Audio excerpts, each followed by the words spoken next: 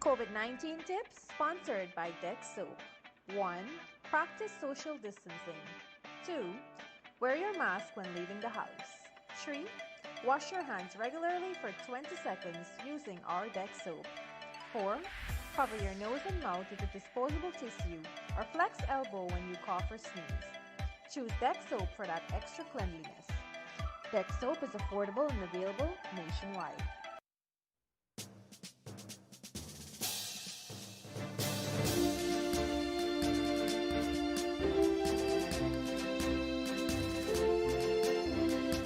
Nineteen hours 30 in Guyana and right across the Eastern Caribbean. You're listening to us right here on Kaieteur Radio, 99.1 FM in Demerara and Essequibo, 99.5 FM in the Berbice area. Online at kaieteurnewsonline.com, via our Facebook page, Kaieteur Radio, or you can head across to our YouTube page at Kaieteur Radio live stream and stream us there. It is the 26th day of August. It is Wednesday, and it's time for us to enter room 592 where we unleash the truth. And of course, at the helm of tonight's program, of course, is Dr. Yog Mahadeo and his co-host, senior journalist Leonard Gildarie. Gentlemen, a pleasant good evening to you. Good evening. Good evening, and thank you, Mr. Joshua Van Slytman, and thank you to the Kaieteur Radio technical team working hard behind the scenes, Raj, and of course, Kevin Smith and Joshua and everybody else. A good evening to you, and it's good to see you back, my co-host, Mr. Leonard Gildarie. How are you, sir? I don't know why you keep repeating that. I've been with you on Monday. I've spoken to you in between. And so when you say back, it's as if I went away for a long time. I'm always here in spirit with you, my brother. Well,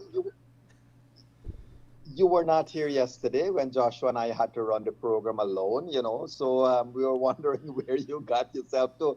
But, to get on with it, They had a program yesterday. How has Wake Up Guyana been going? I mean, don't worry, we'll talk about it offline.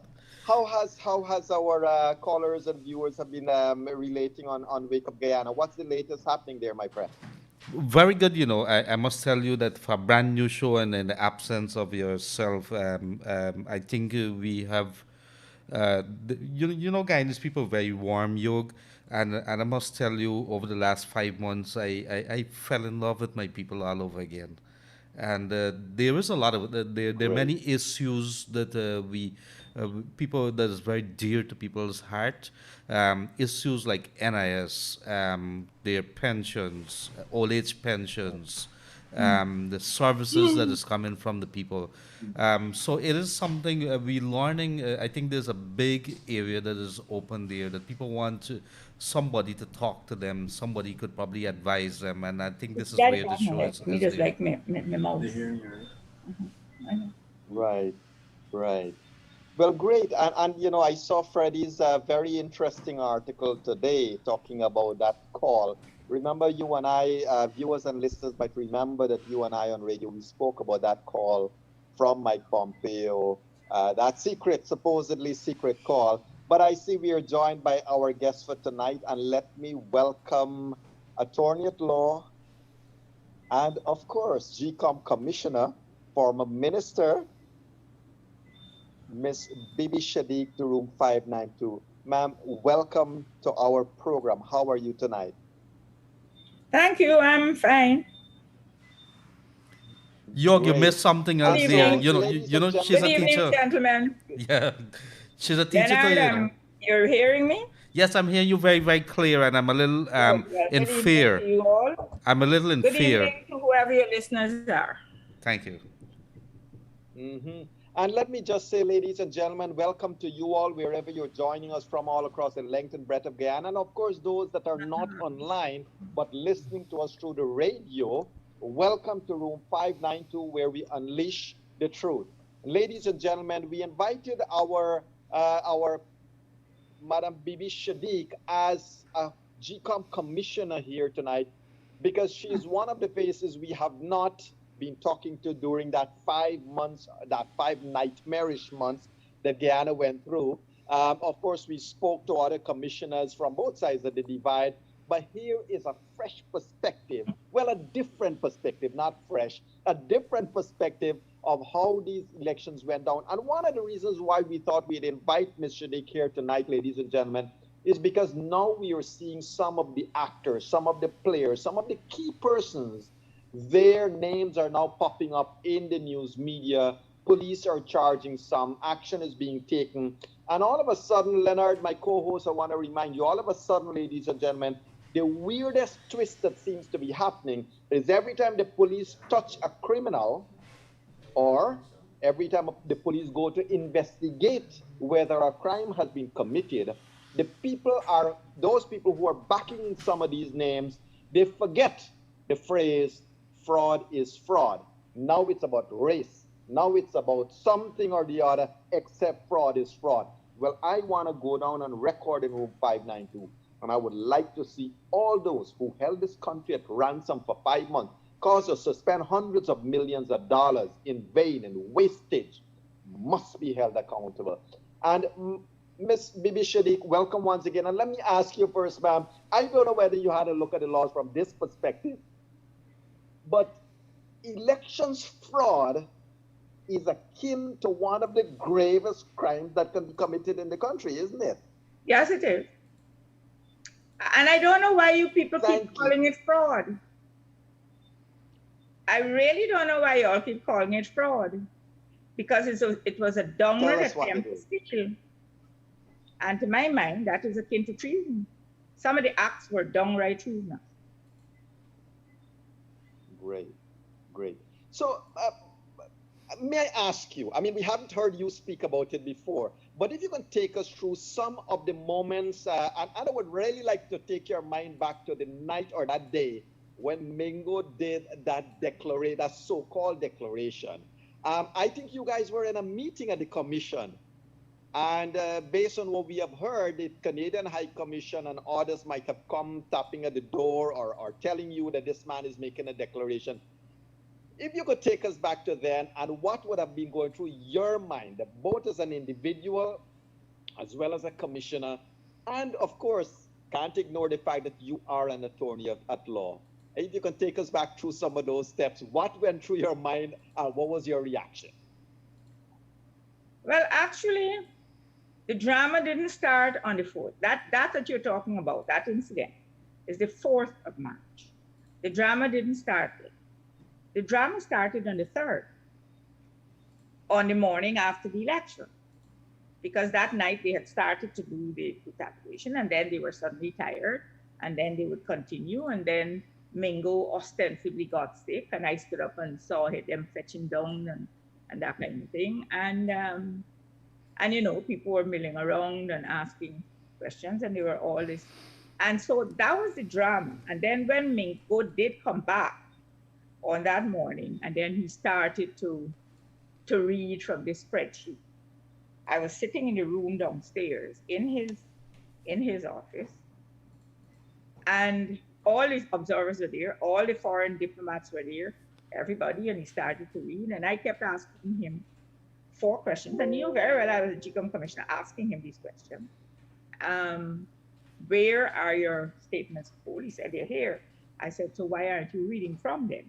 And if you're going to read from the spreadsheet, why don't you hold the statement of poll up?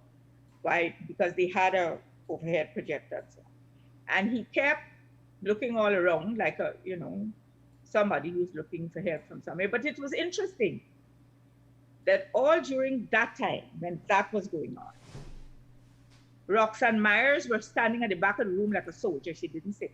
She was standing there. And this room has glass, and Mr. Mingo kept glancing outside, probably looking for who has to come to help him. Until, out of sheer exasperation, when he could not answer questions and couldn't do what he was, he asked for an adjournment kind of, and he left. And then he returned with the CEO, and he returned with the chairman. And then they had this sort of discussion. During the day of the 3rd and the morning of the 4th, the commissioners and the chairman were sitting on the upper flat at a corner where they call the commission court. And we were looking at all the SOPs, and we had done all the regions, and we were doing region 4. We had done all the regions, and there were some region 4 ones left. What was happening is that we were certifying that they were valid, looking for the security features and so on. And then two commissioners were initially, and I was noting in a book the numbers of the SOPs so that we could match to make sure that what was sent out was what came back. You know, all of these we were. And then there were the people there who were scanning and then giving us a copy. We reached the stage on the morning of the 4th where we had only about half of the 400 and something of Region 4 SOPs to do. And that's when we started to hear about bomb scares and all kinds of things happened.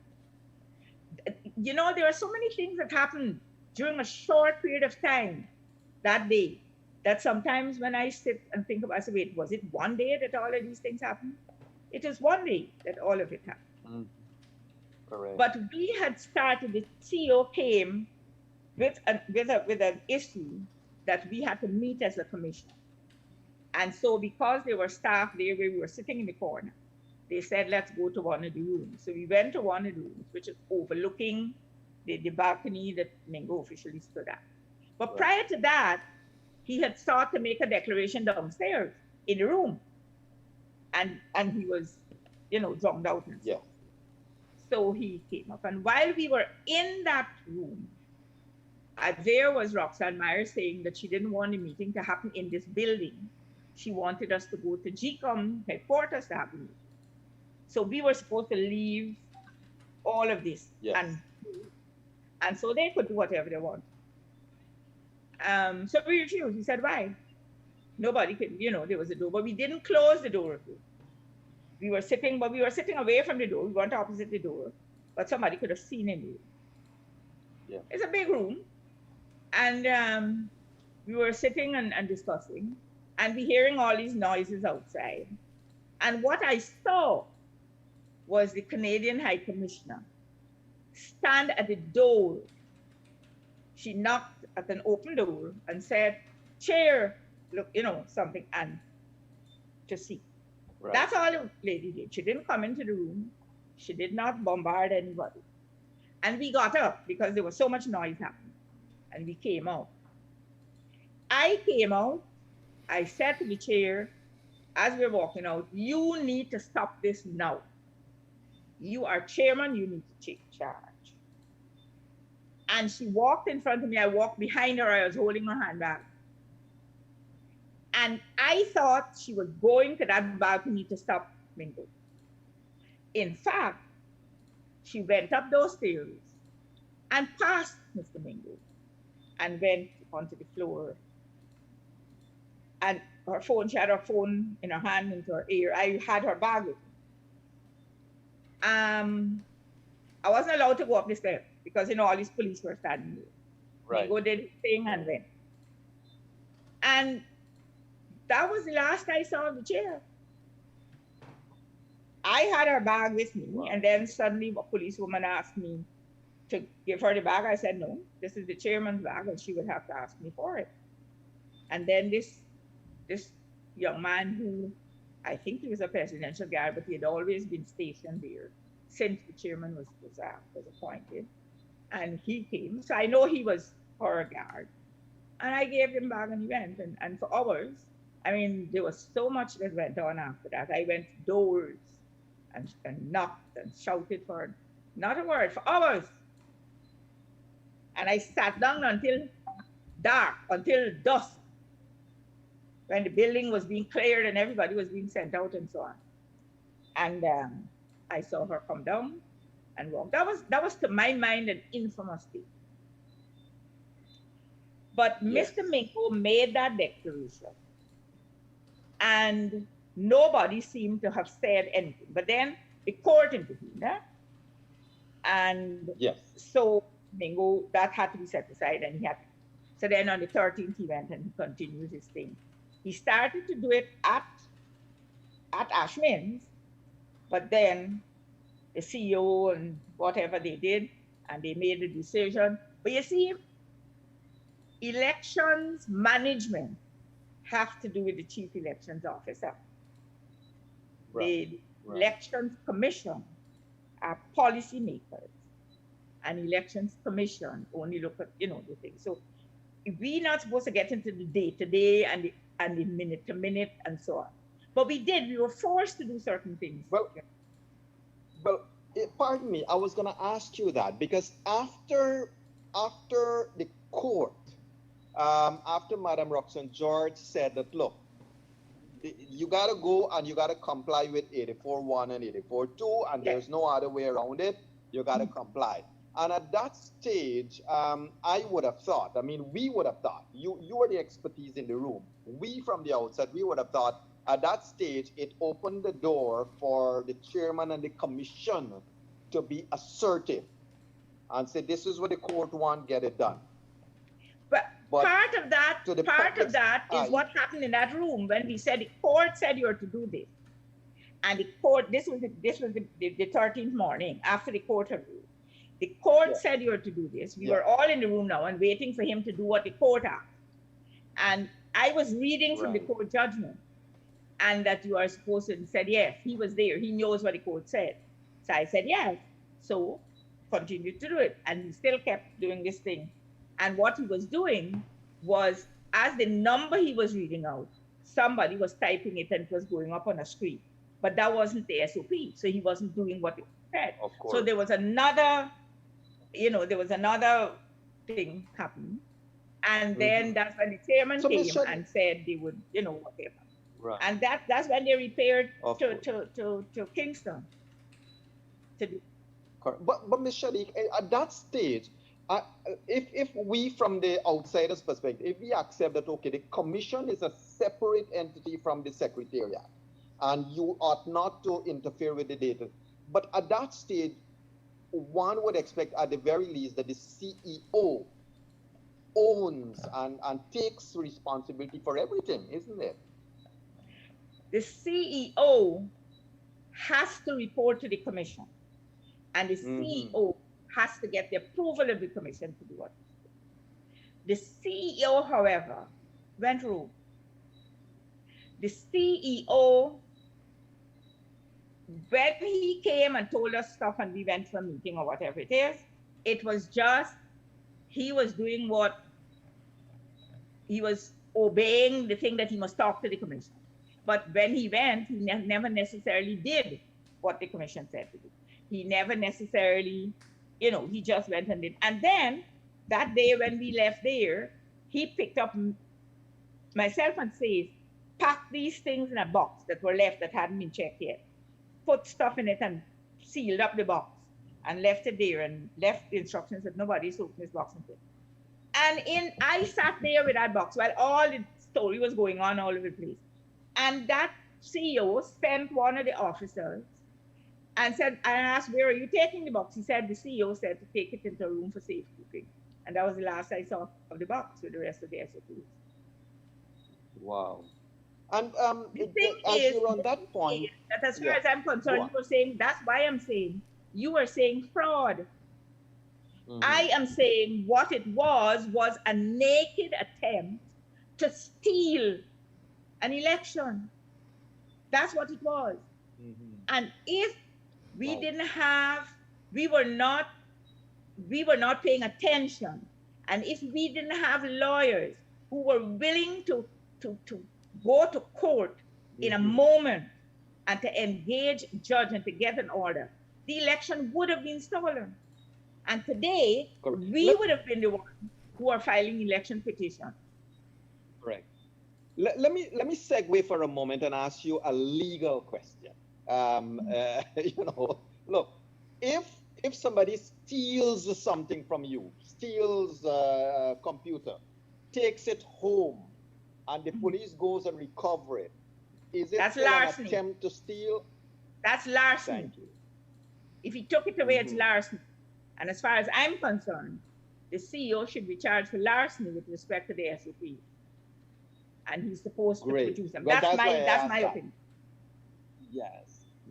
And Ms. Shadiq, just before we go come forward on the subsequent events, just at that moment or in those couple of days, the documents, the poll books and the documents, especially from the East Coast area, where we understand the polling agents were told to not put the things in the box, but to put them in the envelopes and so forth. We have video, and we have seen video that these things were taken into the building. But now the CEO said personally later saw that. I saw that with my own eyes. I saw the officers with these envelopes. Mansour Nadir was sitting in that room, and Jennifer Westford was there. And two women were at two desks, and they were throwing these things on the floor.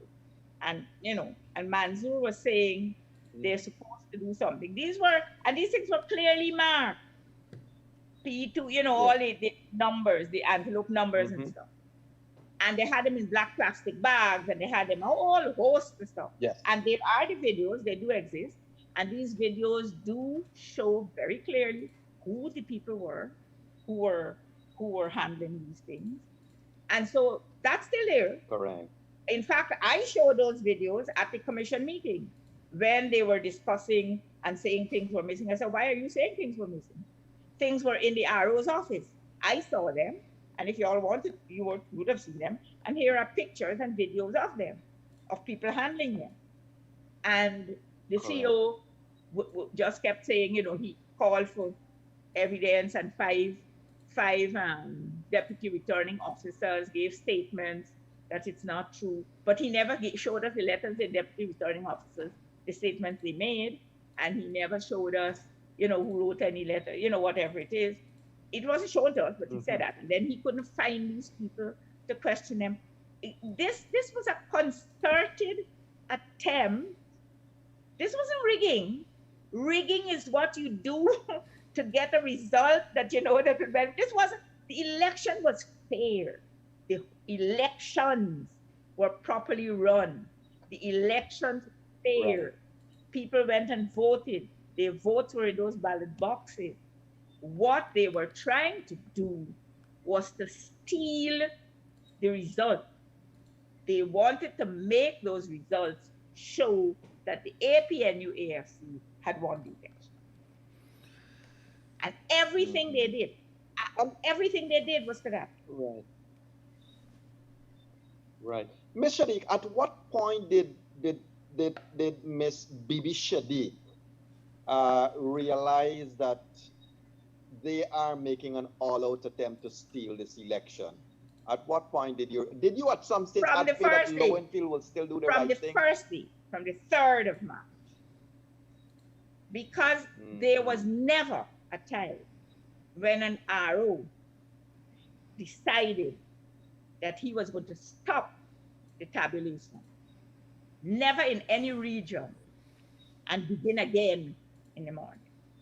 What would happen is that they would take shifts. He would have deputies who would continue, they would go and take a rest and come back, and it doesn't happen. It shouldn't happen. Nobody should lock up anything in a room and let people go away. This is not something you do. People follow those boxes. People sat in those polling stations. People signed off. People witnessed them being put in boxes. People put seals on. People went into vehicles and followed those boxes up to the place where they went. People followed the DRO to the RO's office with the, you know, these things were in eyesight. You had, and the whole thing, and if people listen to Lowenfield's, what he was called briefing to all groups prior to the election, he outlined every single step that, you know, there was this, all of that happened. Everything up to the RO's office happened. In every other region, the ROs did what they were supposed to. In every other region. In region 4, however, the RO decided he was tired. First, no, this thing started before. When I found out that the RO had not given letters to appoint counting agents for the PPP, the RO refused. The RO said Apparently, the chief scrutineer submitted counting agents' names to the CEO Yeah. because if we remember, the RO's office did not exist right at the beginning. They were looking for buildings and all of that. So it was a very late decision to use Ashman's building. And so that was set up very near. Usually all the other RO's offices had been up. People would be able to go do what they had to. So everything that the chief scrutineers of the parties had to do, they submitted to the CEO. CEO would have had to. Now the CEO submitted, because I think the PP submitted 4 names, 3 or 4 names, because what they were saying is they had East Bank, East Coast, and Georgetown, and whatever, and that they should have different counting agents because it was big areas. The RO never issued the letter to appoint them, never gave the badges for them, even though he was spoken to. Right. And his excuse after the fact was that he didn't appoint them because they were only entitled to 1 counting agent. But if they were only entitled to 1, why didn't you contact them and tell them you're entitled to 1 and appoint 1? Exactly. But none was appointed. So when the time came to make the request for recount, which request was made, he didn't tell because it's supposed to be, the request has to be made by a counting agent, and because he hadn't appointed any. So this whole plot started before election day, but that was that was Mingo, Right. and whatever he was doing, and I don't think he was doing it on his own. I'm going to say here, in Room 590 on national television, that Mr. Mingo does not have the mental acuity and capacity to pull off the heist of an election in Ghana on his lonesome. Mr. Mingo, the follower of that, I'm sure. I don't know who his leaders are. I have suspicion. Right. I have suspicion. I don't know who his leaders are. But he doesn't have that capacity. Right. Right. I want to take you back to which would have probably been March the 3rd, when I think the PPP would have started to request for recount of certain areas, but APNO AFC had by then also said, well, okay, we want to recount for everything. And so they started, they requested recount for Region 6 and all of that. They had started recounts in Region 5 and 6, The recounts for 5 and 6 had started. But at some stage that came to a stop. Yeah, they were started. Why did it stop? They were started, and then there was something about not having a blank SOP. Some technicality they said they had. But those things had been going on. But what was happening is that what was coming out is that they were, on that recount, they were finding that the PP were getting 2 and 3 and 4 and more votes than what were on the SOP. So they weren't very happy. So all kinds of little, but those were not big issues. Those were not significant things. Right. But there is another point that I just want to quickly ask your opinion of.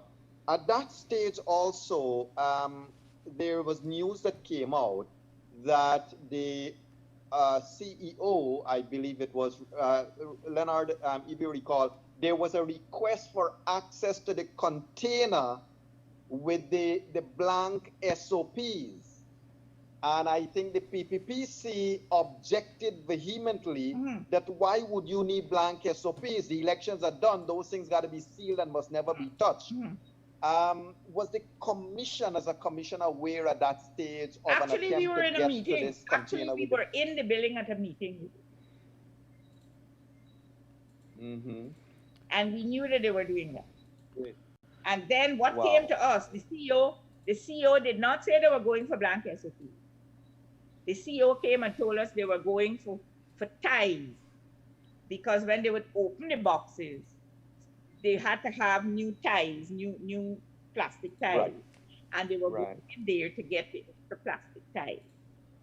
When the CEO came upstairs to the commission meeting, that is what he told the commission.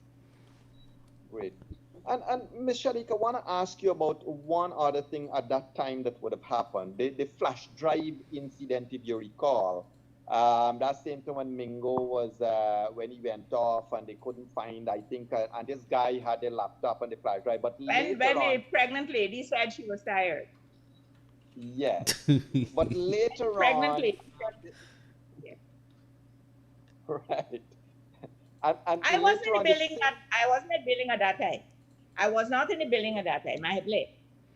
But Robeson Ben was in the building. And Robeson followed the man. Yes. And found him in the room and took video and so on. Right. And But Commissioner, it was the same gentleman later on that became one or would have been appointed to be in the recount itself. Why didn't the commission put its foot down? He is an employee of GCOM. Hold on, he is an employee of GCOM. He wasn't a temporary employee. He is a permanent employee of GCOM. And during the recount, what they did was use GCOM employees to do the job. So he was put, he is an employee of GCOM. The thing is, Mingo is a permanent employee of GCOM too. And as far as I know, his salary keeps paying, his salary paid in the bank. But Ms. Sharik, my question is as follows: from an employer-employee or employer relationship, employment contract relationship, if you see an employee behaving inimical to his responsibilities, should that employee be allowed or be trusted further? And thus my question about Mr. Flash Drive. He shouldn't, but listen to this. Listen to this. I need to explain to you the hierarchy and what GCOM. The commission of GCOM interviews and appoints a certain level of staff. The CEO, the DCO, those high-level managers. All the other employees, like Mingo and the one with his flash drive and all of them, are employed by the Secretariat. Because GCOM has over 300 employees. The commission doesn't employ all of those. The commission only employs what they term the yellow men. The senior, the top level, logistics officer, whatever. The others, we employ the IT manager, but we don't employ the other staff below that. That has to be done. That's how it was when I went to GCOM in 2015 September, and that's how it is. Right. So we can say that we observed this. But the thing is, if Lowenfield and his committee, his management, they have a management committee, they have a committee that meets, that thing. Right. If they meet and they say there is no proof that this man committed any wrong, because what he was in the seat. He was in the arrows thing. He had a computer belonging to GCOM. He was doing work that had to do with the arrow, whatever. So they will not see that as any infraction. I'll tell you another thing. After the Ashman's billing fiasco, we went to the commission and I said, this commission employed Roxanne Myers. And I am moving things that I saw and saying that Roxanne Myers needs to be relieved of her duties because of all kinds of things. The 3 other commissions on the other side say you don't have any proof of that. You don't have proof. Okay? I say she was instructing the police, and they say you don't have proof because what I saw, I ain't got no, they're talking like court of law. Right. But what we have is that while 3 of us sitting on one side are going to say certain things, 3 sitting on the other side are going to say something else. And it is left. Right. Chairman. And I'll tell you very honestly, I don't think the chairman has an appetite to dismiss anybody. That's how I will put it. Right. Ms. Sharik, a question for you. while I understand what you have said, that is that the commission is a separate entity from the secretariat, and you don't get involved in the day-to-day. Guyanese would have It's seen supervisory. We can ask questions, but we have to, we have to be guided by what is brought. Right. Well, two things. One is that Guyanese would have seen Steve Sursvalley on the floor, getting involved, talking to the media, and he was a very energetic, a very different. Well, we have a chairman who doesn't do that. We have a chairman who doesn't do that. So on that note, so it seems like. Go ahead, Leonard. My apologies here.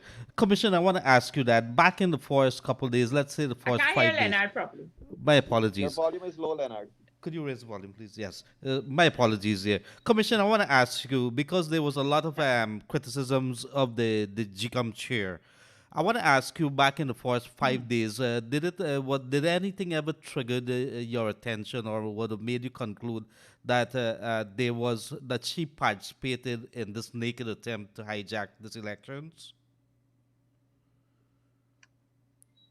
I didn't have anything that would let me think that, but I had doubts as to her wanting to stop what was happening. Now, there's a difference between being a party to something and standing up and looking it happen and doing nothing. My opinion was that the chairman was seeing these things happening. They were being pointed out. Or in fact, I got angry many times and, and shouted at her and stuff. But she wasn't willing, as I'm saying, she does not have this appetite to confront. That is what I get out of it. Could one make a conclusion at no then? time, and I will say very clearly, at no time has the chairman of GCOM, the Honorable retired Justice Claudette Singh, at no time has she violated laws. Which brings me to another question. There is inaction. Which brings me there to is another inaction. question. There is stepping aside. There is there is showing sympathy. There is all that. But there is no breaking of the law. She does not violate the law. How would you respond to statements that persons would have said that there were many opportunities that she could have used, like the time between the court decisions that were delivered at the various levels of the court system, that she could have stepped in and says, let us bring an end to it. What would be some of your comments to some of the criticisms? Could have, and I agree with that. I myself was very impatient, and I myself used to get irritated, and I myself used to use some very bad language, to tell the truth, in commission meetings. I myself was very unhappy at the way she made decisions and the length of time she took to do it and kept putting off and so on. The thing is that all of that is true. All of that is true. She could have, but she didn't. And that is my point. There are things that she could have done, but she didn't do. What she could have done on the 4th of March was to go out there and stop Mr. Mingo and say, stop this. Just as how she came into that room with the CEO to say, allow them to do this and whatever they have to do, she could have done, because she's the chairman of GCOM and she has that authority. But she didn't do it.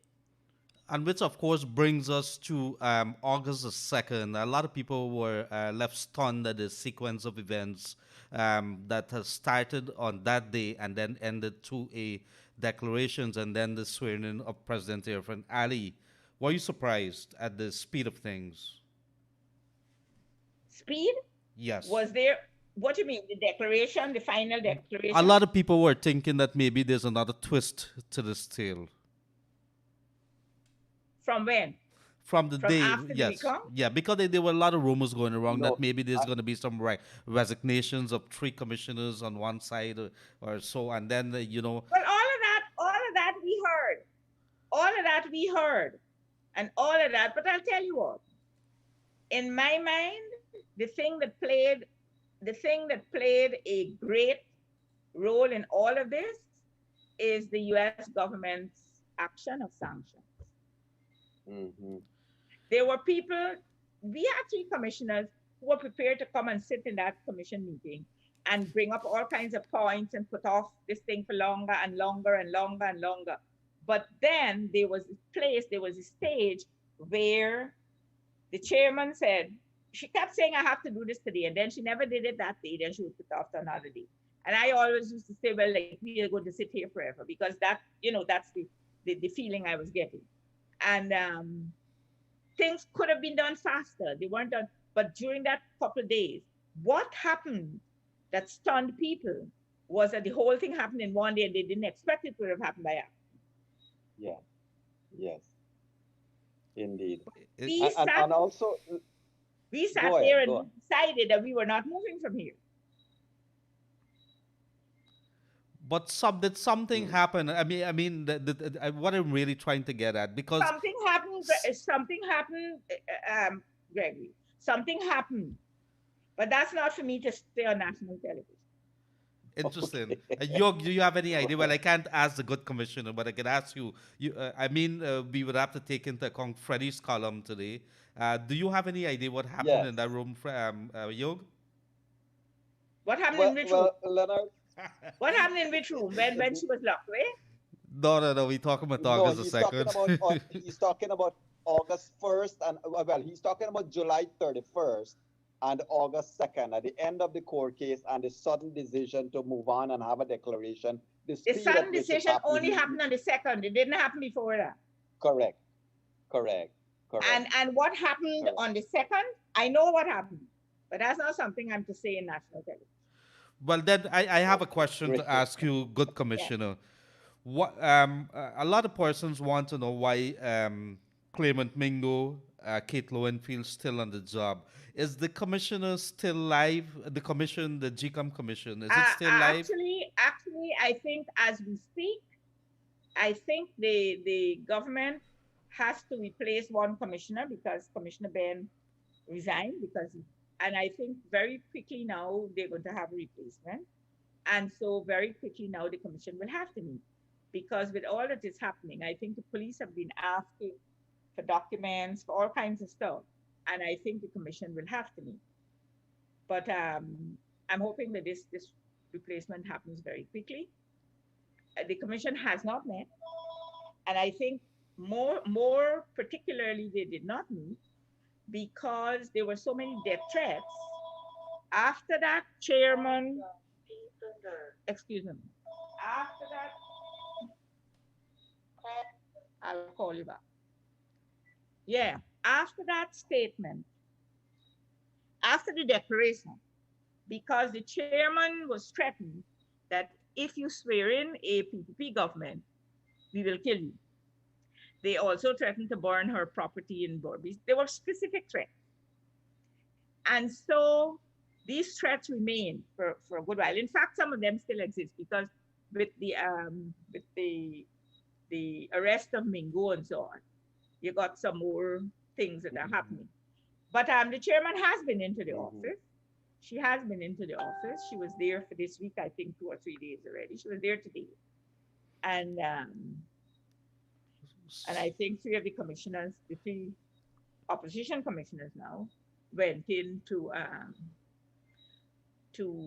ask her what was going on.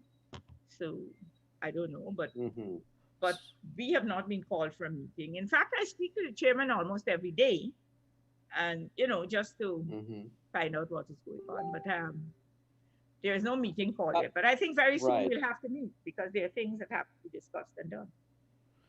You could go on, and because one of the questions I think Leonard, that lingers. Yeah. Yes.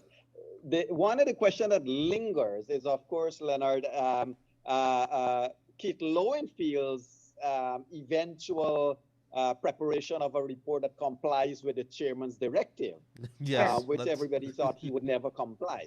And so there was that turning point, I think. 4 different sets of numbers to the commission. Correct. And I have said in no uncertain terms that Mr. Lowenfield needs to be relieved of his duty. Would that be an item on the agenda for the next meeting? That is one of the first things we will discuss. Okay. Yes. Great. So in terms of Lowenfield and Mingo, they're both employees on the permanent thing. Uh, No, no, can you no. now? Both are contract people, but they are permanent GCOM staff. They're not permanent establishment. Okay. Lowenfield is on a 3-year Mm-hmm. contract. You know, they got these 3 contractual employees. Yes. In fact, all of GCOM staff are contractual. We don't have any permanent establishment like public servant people here. Right. But Lowenfield's contract is every 3 years.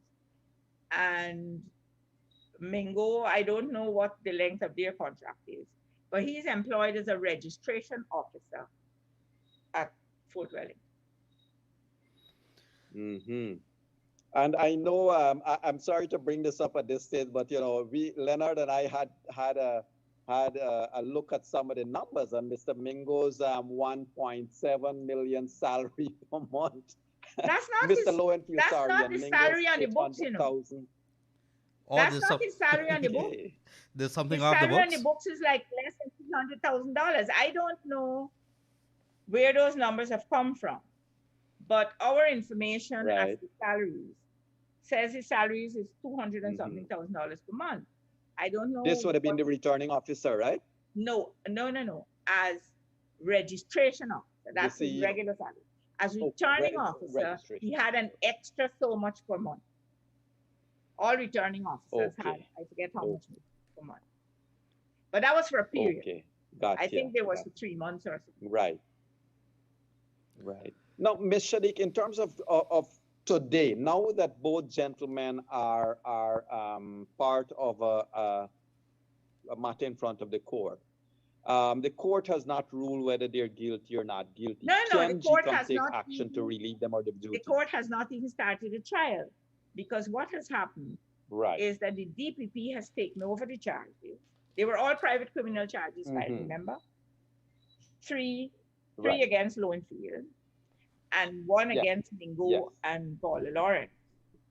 What has happened is those charges have been taken over by the DPP, who has asked the police to conduct an investigation.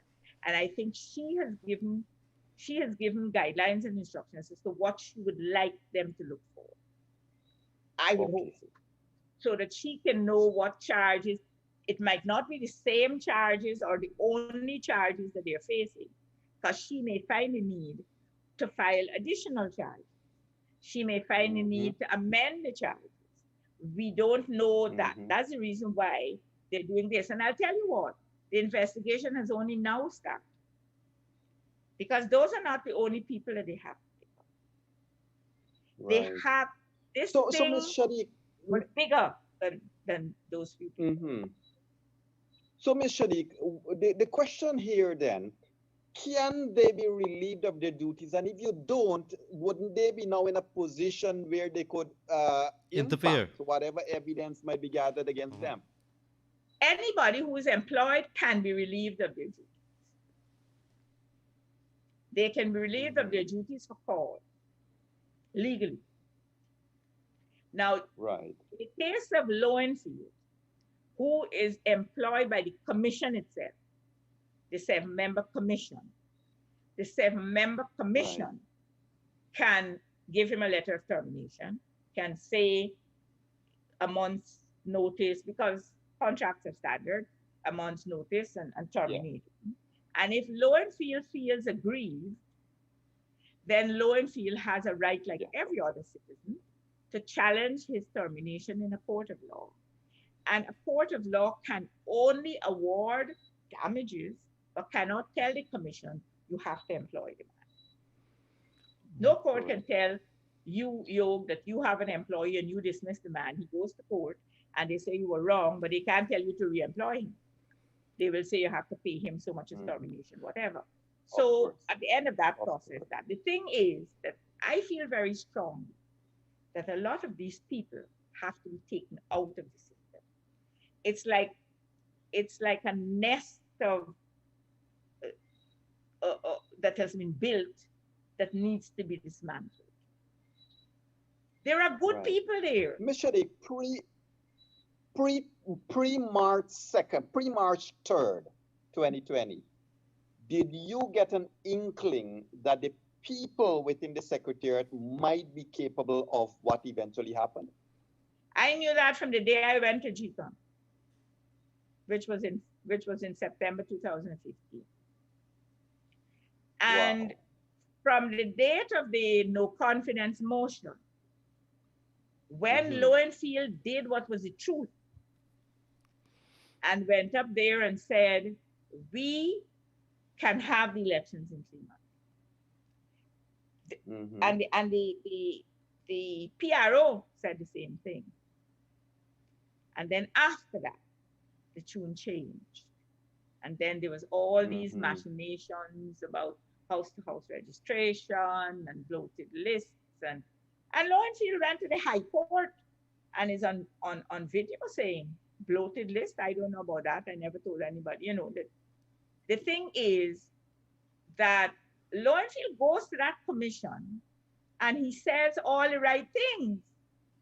But Lowenfield goes and he does the other.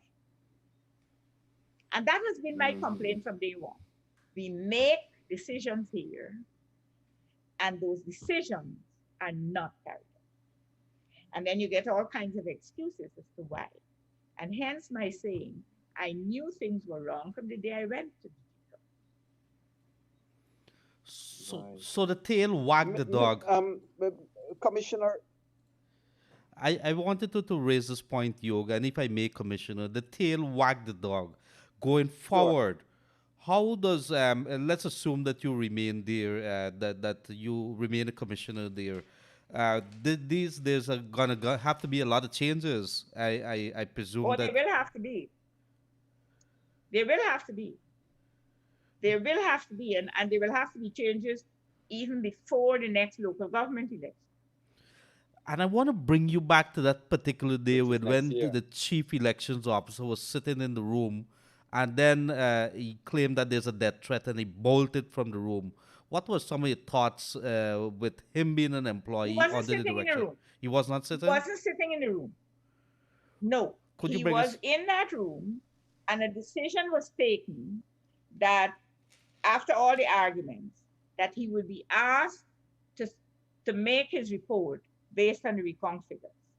And so the chairman adjourned the meeting briefly to go and write him that, because we said give it to him in writing. She went to her office to get the letter typed, instructing him to prepare his report using the recount results. While that letter was being typed, before she could have come out of it, that is when he was outside. The meeting wasn't in session.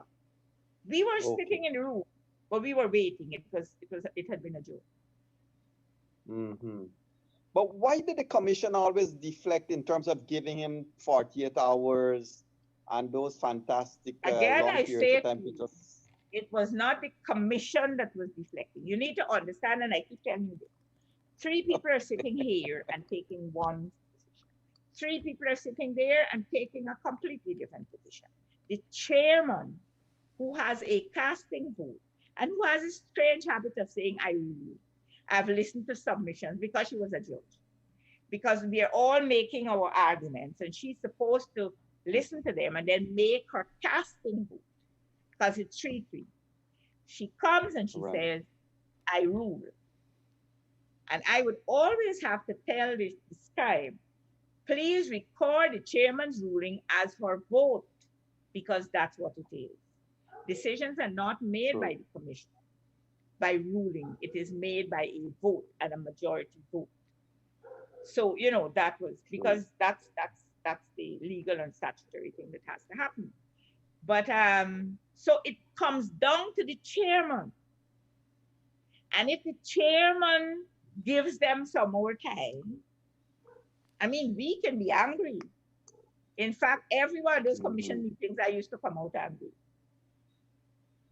And so, but Right.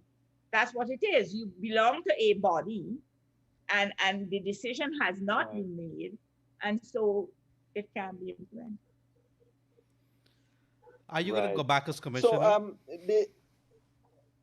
If I'm going back as commissioner, Yes. well, I am still a commissioner. I haven't resigned. I will no longer be a That's right. commissioner when I resign. I don't know when that will be. It could be tomorrow. I'm not sure. But I still am a commissioner. Yeah. Great. Commissioner, with regards to the sanctions, did you have the feeling when the sanctions were first announced that the House of Cards might now tumble? That it might not tumble? Were you surprised? No, were you surprised that they still held on, even though the sanctions were the first announcement of sanctions?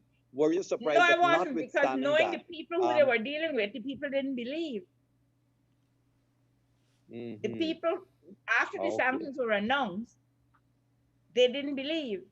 Because you see, this group of people, now this is not me as a commissioner, this is me as a politician.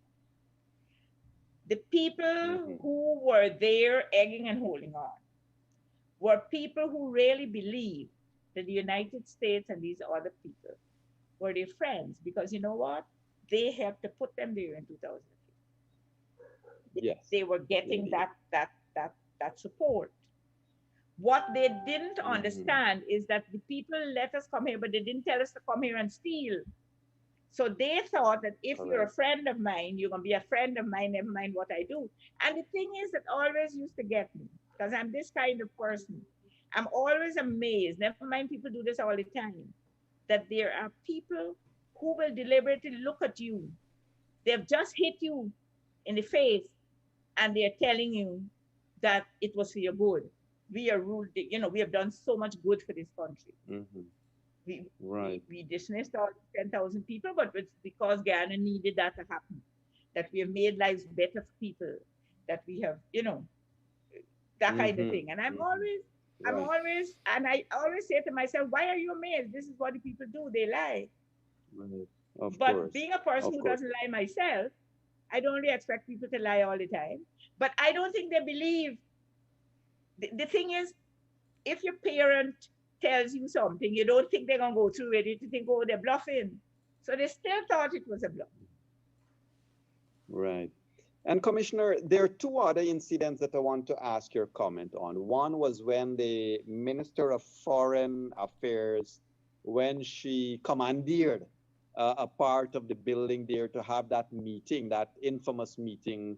What's your comment and what's your reflection of that incident? That was a day I was ashamed to be a Guyanese person and to be recognized as such. The thing is that I don't know how they put that, and I'm going to say woman, I don't know how they put her as a Minister of Foreign Affairs, a diplomatic, to head a diplomatic ministry. Oh, for God's sake, you need to have people who could use diplomacy to do what you do. This was not, this lady is no diplomat. And I think there were too many people who were telling her what to do. Right. She was told to go there and do that. Correct. And then she got a phone call and she said, okay, I'm leaving now. And then she just walked out. You could have seen like she's a puppet. She was told to do this. She did it and she doesn't have an apology to offer because she doesn't even understand what she did. I don't think she fully appreciates the damage she did to Guyana's image. Right. And instrumental in that was that the person who took that phone to her was actually the deputy CEO. Roxanne Myers. I don't call her DCO. I don't think she's DCO. I keep calling her Roxanne Myers. The thing is that that lady was the puppet master. That lady, and I'm telling you, from the day she was put there as the DCO of GCOM, she was put there for this reason. Right. That she failed is not for want of her trying. Correct. Now, She Vincent puppet master. Alexander, He one was of, controlling yeah, the police. She was controlling the whole thing. right. So another one was, of course, Vincent Alexander would have been in room 592, and he would have made certain assertions. One was to say that the Canadian High Commission lied, that she barged into the room, to use his words. And two was that, he was the one that would have stopped fraud by Gokul Budu sometime in the past. And it was strange to see him standing up to say he stopped this in the past, but he said that the commission had no power to intervene with the Yeah. secretariat in this latter Yeah. stage. Vincent likes to put out that he has powers, but the commission doesn't. And I'm saying here, Vincent lied. That lady never barged into any room. She knocked on the door. Okay. I said that when I started. She knocked on that door. She says, Madam Chair. Okay. And that was it. And she went away. She didn't stay there. She didn't stand up. She turned away. We came out. And Vincent is the one who wrote a long treatise to say why we should have a non-result and why we should nullify the elections and why we should have new elections. And he held on to that all the time. Right. And Vincent is the one who goes in there pontificating as if he's a lawyer, because I think he said he did an LLM somewhere. I'm not sure. But Vincent would like to think, but there is a thing there that I've always looked at. He and Roxanne Myers are particularly close. So like, whatever it is passes, they sit near each other at commission meetings, because she attends. And she didn't even attend the commission meeting. The CEO should attend. She would only attend if the CEO is not there. But she sits there, she's there all the time, because, and when I say she's puppet master, I think she was pulling the CEO strings as well. The CEO Also, is pulling Roxanne the Myers CEO. was frequently in attendance of the meetings. That's interesting. The Every Roxanne meeting. Myers was frequently at Every meeting. Whoa. He was never absent. Okay. Commissioner, in terms of the commissioners, your fellow commissioners, and the chairman, in terms of let us say security for the chairman and vehicle for the chairman and vehicle and security for the CEO, is it a commission decision, or is there some protocol that you follow to have? For vehicles to be assigned to these people? For vehicles to be assigned? Yes. I think the chair makes a request for which what the chair wants to go in or drive. I don't think the chair, this chairman, was particularly happy at climbing into a high vehicle, but in the first place. And secondly, those things don't have anything to do, don't come to the commission for decision. I mean, the purchase of a vehicle would come to us as spending, and if this is a vehicle for the chairman, we don't object, because, like, the chairman of the commission is a constitutional officer who is a powerful person. GCOM is the chairman can request who she wants as her secretary. She can request guard. She can request which vehicle she wants. She can request who to drive her. That kind of thing. She has a choice. Mm-hmm. It's like ministers going into an office, they choose their private. Yeah. Understood. Commissioner, I want to ask you about the SOPs. Was there any decision that was made by the commission to not release SOPs? No. There was never any such decision. In fact, we made a specific request for the SOPs to be produced on. And what happened? I know that the chairman told us she wrote the CEO, and we never saw it. I don't understand that. So, pardon me there. Because you see what the CEO keeps saying. The devil can quote scriptures to suit himself. What the CEO keeps saying, and the law does say, when the presiding officer prepares these things, one of the SOPs is put in an envelope for the CEO. One is put in an envelope for the RO. One is given to each of the agents. Okay? So the agents, being the parties, will get it. The party agent, polling agents. The one goes to the DCO. When the DCO comes and collects the ballot boxes, he collects the envelope for the CEO, but the presiding officer has to go with him because the presiding officer is supposed to deliver by law the SOP to the CEO.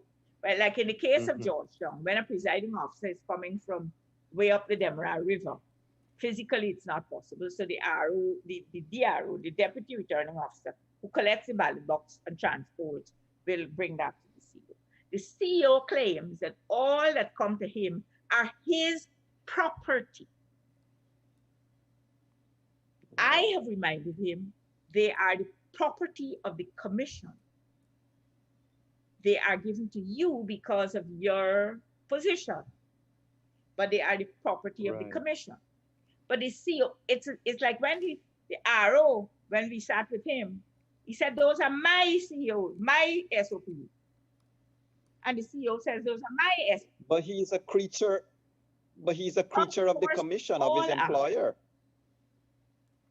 They all are. That is why I'm saying they have disobeyed so many laws that it isn't funny. Did the chairman... So would those SOPs ever see the light of day? Would those SOPs ever see the light of day?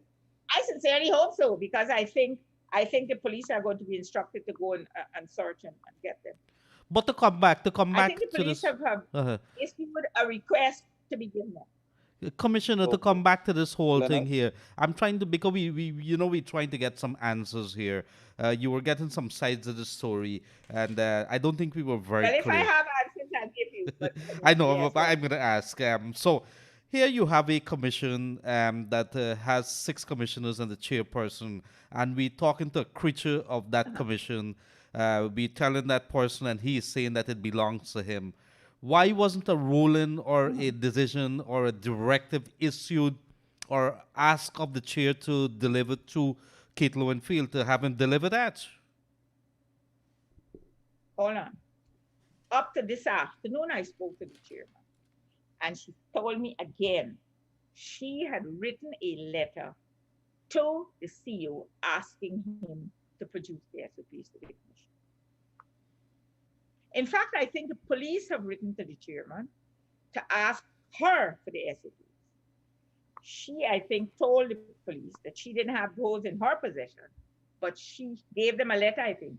I'm not sure, that she had written to the CEO for him to be. York, this Leonard, is interesting.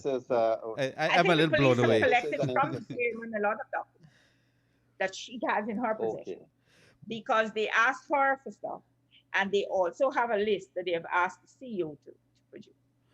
And if I may divert here a little, and just for the sake, Yog, I want to put you in a spot here. I'm not going to ask the commissioner, the good commissioner, this, but you were part of a management system in a big company, and there was a board of directors. What would you have done? What would have been the standard operating procedures had somebody like Lowenfield, as a creature of that company, refused to do something like that? Well, Leonard, forget the consequence of his refusal. Any employee, and as an attorney at law, the commission will correct me and add to what I'm saying, maybe, hopefully. But any employee, if you have something in your desk at work, as long as it is in the employee's premises, it is subject to the protocols of employment. You cannot have personal property in the employer's place of work. But over to you, attorney. Hold on. You can have personal property in your own, but you cannot claim to have the property of your office in your home. Employer, right. The thing is, Correct. however, and Leonard, I Correct. need you to get that I keep saying this. Decisions of the commission are by vote. And whenever there is a majority vote or a unanimous vote, decisions are either unanimous or by majority vote. Now, if there is a majority vote, whatever is decided gets done. But you have to have a majority vote. To sanction Lowenfield, to dismiss Lowenfield, to do whatever has to be done, has to be by a vote of the commission. Now, I know for a fact that the 3 commissioners who are on the other side will not vote to do anything to Lowenfield. Because in fact, when we are asking questions of the CEO, people like one of them are saying, you don't have to answer that. You don't have to answer that. You know, you could see that they're trying to control him. Yes. The thing is that Correct. for that to happen, the position we are taking has to be supported by the chairman's vote. That is when there is a majority. And I said very earlier, I do not think the chairman has an appetite to dismiss anybody. I hope that changes. I hope when we go back now, that position will change. Interesting. It's how fast the tailors wag the dog. The declaration, the purported declaration of Mingo that was signed by There are 2. Miss There Lawrence. are 2 of them. One by Miss Lawrence and one with Carl Joseph. Interesting. Miss Joseph. Was there anything inherently wrong with Miss Lawrence's signing that declaration? Yes, of course, because the Arrow's declaration, there is no provision for any counting agent, observer, whoever it is, to witness. It's a Form 24. It's a statutory form that is submitted to the CEO. There is no provision for anybody to go signing that. The thing is that Miss Lawrence signing it is saying, I sat down there and punctured this thing with this man and this is right. Well, perhaps she did, but she should not have been there. But from what I know, from what I understand, that all of this is what sometimes you have to laugh before you get angry and you can't do anything about it. When that man read off that thing, I think he was reading it from that thing that was already signed. And that's why I'm saying he doesn't have that capacity to do this on his own. And I will go a bit further. Mr. Lowenfield produced to the commission 4 different sets of figures. He gave us the correct numbers from the report. And then he gave us what is purportedly his report on the observation reports, his summary. And he went ahead and gave us all kinds of analysis. And he gave us a set of numbers based on his reasoning that if there was an allegation that one person voted in this box who wasn't supposed to vote, for whatever reason, that the person had died, the person had gone, whatever, which they call it now, that every single ballot in that box was bad, was invalid. And so took away all of that. And then he gave us a set of numbers which showed that the PNC got 2/3 majority and been Region 6 and all kinds. That was the second set. And then, after the Court of Appeal decision, which he said he listened to, he went and he brought us another set of numbers, which instead of subtracting 275,000 odd votes, now subtracted 115,000 odd votes. And said those were now the valid votes without giving a reason how he got them. Right. But when he brought, that was the third set. And then the fourth set, was what he decided to bring that now added on 15 or how many other thousand votes to the recount number. So the totals became more, and nobody knows where he got those.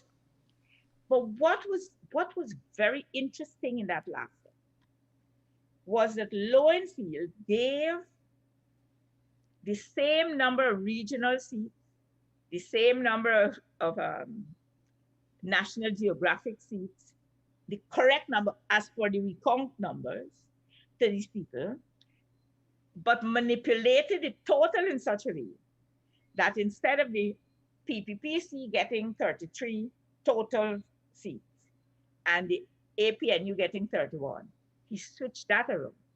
And APNU got the 33 and PPC got the 31, and the joint, they still had the one. Now, for somebody to do that, they got to have mathematical skills. And Lowenfield does not have that.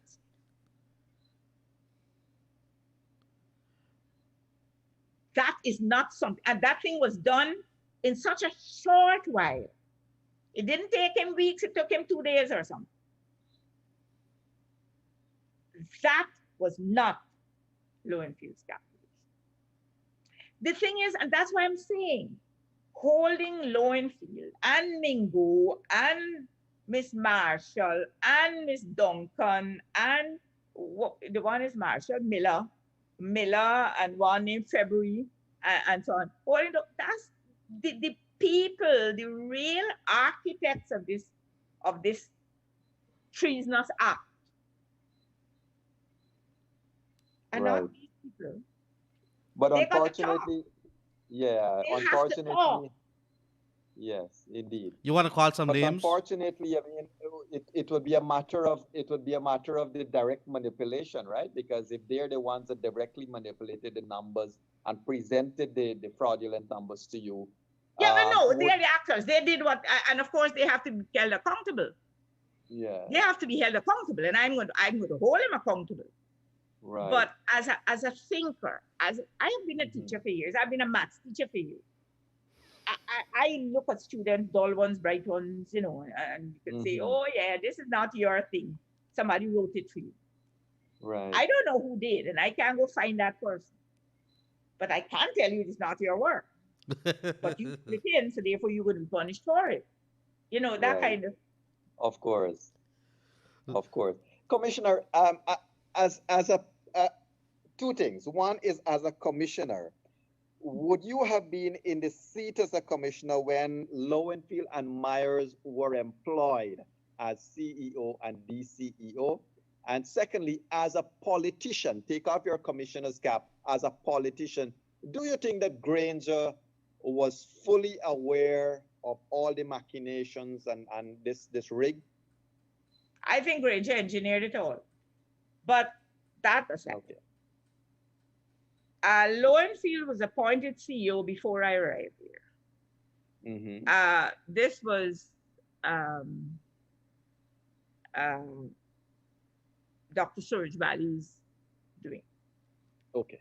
Yeah.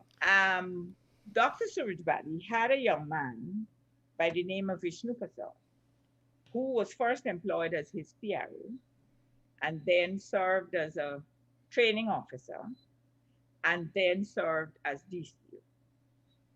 Mm-hmm. When Dr. Suraj Valley resigned, and there was a period when there was no chairman, so there was no commission meeting. There are several people whose contracts came to an end, not Lowenfield. Lowenfield's contract had been, and so Lowenfield's contract was coming to an end later on. But Vishnu Prasad's contract has come to an end, and some others, 4, I think, of the managers. So when Patterson was infamously employed, we had to advertise, and we had interviews.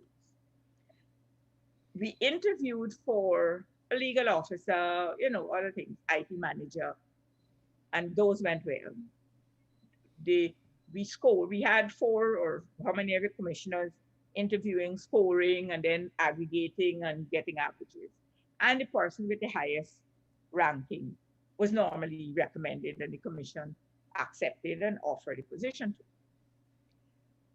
When it came to the legal officer, the interview, that Saturday morning, we were holding an interview, and the chairman came, Patterson came to sit in at the interview. What I understood later was he had this preference for who he wanted as a legal officer. Mm-hmm. And apparently the other commissioners were prepped. And so, you know, in order to get a high average, if you give a high number, even though the person does not. And so the legal officer who was appointed was the one that Patterson wanted. So that's all right. So that's it. Now the DCU, Vishnu Prasad, applied. We advised him to, because his contract had come to an end, and so you had to get so vacancy was given. And he was interviewed. Roxanne Myers was interviewed too, and several other people. Scores were a thing and rank, and Vishnu Prasad had the highest rank. So that is where now the interviewing committee decided that they were not following, they were not going to recommend Vishnu Prasad. And that is when Alexander started to slander and so on Vishnu Prasad, to say that when he was first appointed, he didn't have a degree and he was lying and he cheated and you know, talk all these things. And that's the reason why that judge awarded damages against him the other day. But he started that. And he never stopped.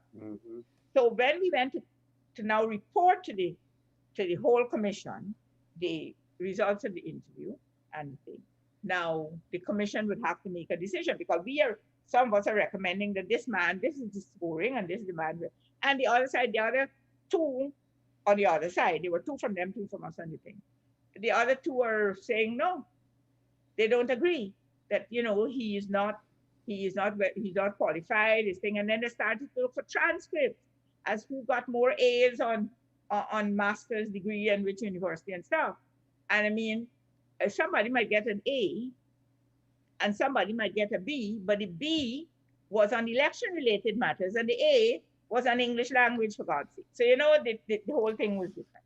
But nevertheless, the chairman took 2 weeks or whatever it is, and then he came back and he said his decision was that Vishnu Prasad was shady and he whatever. And so Roxanne Myers, so that was a decision. And it wasn't made by Patterson by himself. He had to be advised who he must appoint. This thing, you got to understand, it forces the third work. Correct. Well, we did say, I must tell you this, both Leonard and I, we did say on radio and television that, you know, can we imagine if Patterson was still the chairman, if the court, CCJ, didn't rule the way it did? What would have been Guyana's shape today? Of course. Yeah, well, Commissioner, Leonard, you want to go?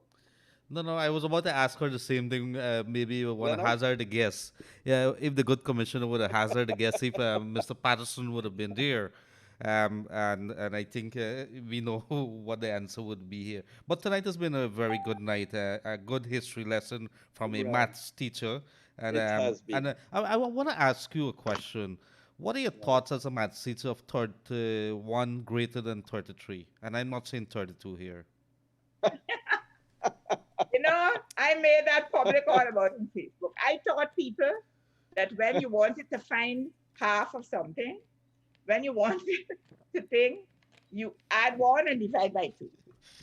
So you add 1 to 65, divide by 2, you get 33. That's the majority. But I don't know anything but half, 9 and half. And I taught maths for 35 years. Oh my goodness. But this has been it's been a explosive. pleasure to have you here. Here is my final question for you, if you don't mind, Commissioner. Do you think, did you on July 25th, let us say, did Commissioner Bibi Shadiq had a doubt that the rig might be successful? Or did you always think that if I ever had such doubts, I would not have fought as hard as I did. The thing is that we were finding out at every stage, and we were countering it at every stage. There were times when it was when it was frustrating and it was irritating, and you got angry that this position that you have was not being appreciated and all of that. But no, I never gave up, and I never thought that I refused to accept that could happen. Not in this day and age. And Yogi, if I may, as a good Because it teacher, was not a Great. rig. Again, I'm saying it was not a rig. uh-huh. If Yogi, if I may, as a good teacher, Thank you. would Guyana Leonard? do you believe, Commissioner, that Guyana would ever know who the real authors, other than the politician, whether they could have been maybe business people, and so that was involved in this naked attempt to rig? I can tell you, the truth always comes out, no matter how long. You want to give us some names? It will come out. No matter how long. It will I had to push it. Commissioner, Commissioner, thank you so much. It's been a pleasure to have you here, and we are always, Room 592 is always available to have your discussion with the public Well, you as can to what always transpires. you can always call if you would like to have. Great.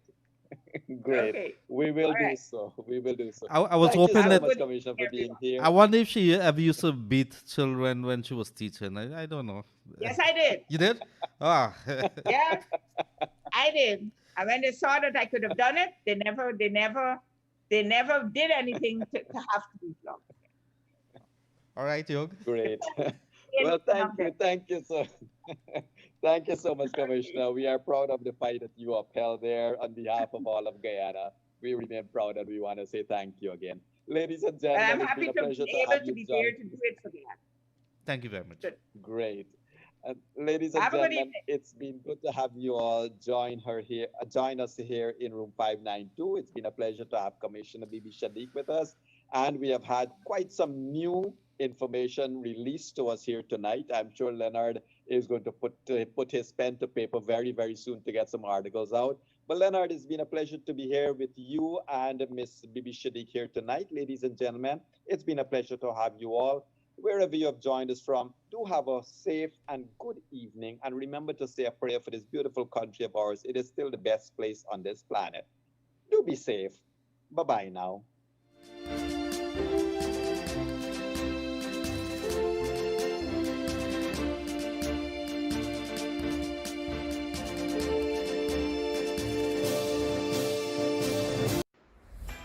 COVID-19 tips sponsored by Dex Soap.